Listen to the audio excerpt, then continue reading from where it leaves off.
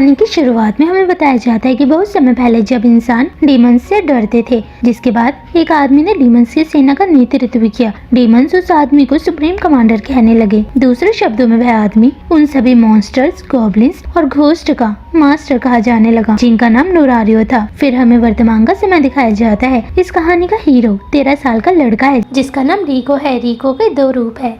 उसका 3/4 खून एक इंसान का है, जबकि 1/4 खून एक डीमन का है। वह आधा इंसान और आधा डीमन है, क्योंकि वह नुरारियो का पोता है। गुयो की सुप्रीम कमांडर की पोजीशन रिको से हड़पना चाहता है। ये बात रिको के डीमन वाले रूप को पता है। रिको का डीमन वाला रूप सुप्रीम कमांडर बनना चाहता है। वह गुयो को डराता है। वह निडर और लड़ाई करने में बहुत अच्छा है, जबकि रिको का इंसानी वाला रूप चालाक तो है, लेकिन वह डरपोक और लड़ाई करने में बिल्कुल भी अच्छा नहीं है। वह सिर्फ रात को ही अपने डीमन वाले रूप में बदल सकता है, वो भी तब जब उसे खतरा महसूस होता है, लेकिन सुबह वह इंसानों की तरह रहता है।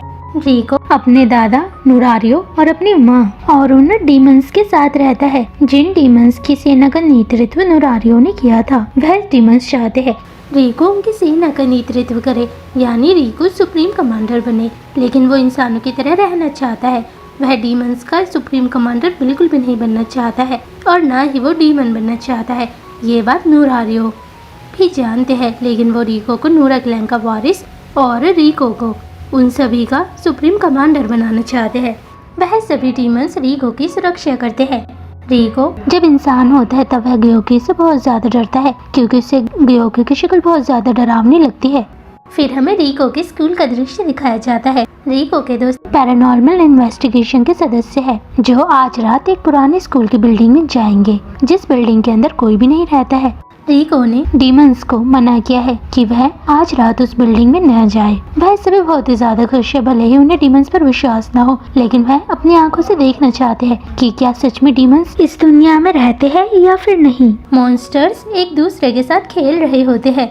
स्नो वुमन तैयार हो रही होती है। वो घर से बाहर चली जाती है। रिको नुरारियो से कहता है कि मैं अपने दोस्तों के साथ जा रहा हूँ। वो कहती है, रिको तुम्हारे सुप्रीम कमांडर बनने का क्या इरादा है? रिको कहता है, मैंने आपसे कितनी बार कहा है, मैं 3rd कमांडर बिल्कुल भी नहीं बनना चाहता हूँ।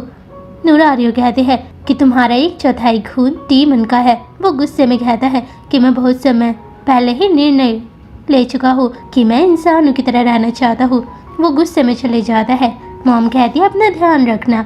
रात को सभी पुराने स्कूल की बिल्डिंग में पहुँचते हैं। उन्हें डर लग रहा होता है। काना कहती है, डीमन इस दुनिया में नहीं रहते हैं, इसलिए मुझे इस समय डर नहीं लग रहा है। वो उस स्कूल के अंदर जाते हैं। उन सभी को डर लग रहा होता है। रिको कहता है, काना मैं तुम्हारी सुरक्षा करूंगा। तभी रिको का एक दोस्त नीचे गिर जाता है। काना डर कर चिल्लाती है। वो रिको के पीछे छुप जाती है। रिको उस तरफ देखता है और कहता है, ये तो एक पिक्चर है। वो सभी डीमंस को ढूंढ रहे होते हैं। रिको एक डीमन को देखता है। वो उसे देखकर मुस्कुराती है। रिको जाते वक्त कहता है, वो डीमन हमारे परिवार से नहीं है। वह दूसरे डीमन को भी देखता है। वो सभी चुप रहे होते हैं। काना पूछती है, रिको क्या हुआ? रिको मन में कहता है कि वो डीमंस किस क्लैन के होंगे। वो एक क्लास के अंदर जा रहे होते हैं। तभी रिको उनके सामने आता है। वो दोनों डर जाते हैं। काना पूछती है, रिको क्या हुआ? रिको कहता है, कुछ नहीं, मुझे प्यास लग रही थी। तभी रिको को पीछे से आवाज सुनाई देती है कि मुझे खून पीना है, जिसके बाद वो टॉयलेट में फ्लश करता है। वो तीनों ही उसके सामने आते हैं। रिको कहता है, मुझे अब अच्छा लग रहा है। रिको के सामने एक डीमन होता है। वो उसे मारता है। वो पूछते हैं कि तुम्हें क्या हो रहा है?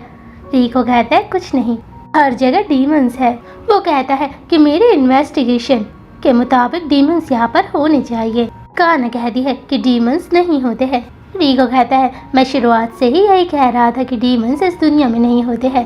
वो आखिरी बार एक क्लासरूम के अंदर जाते हैं, क्योंकि इस क्लासरूम के बाद वो सभी अपने घर चले जाएंगे। काना को ये जगह बहुत ही खतरनाक लग रही होती है। वहाँ एक स्पाइडर डीमन होता है, जो कि दिखने में बहुत ही ज्यादा डरावना होता है। वो उन बच्चों को मारने के लिए आता है। काना उस डीमन को देखकर बेहोश हो जाती है।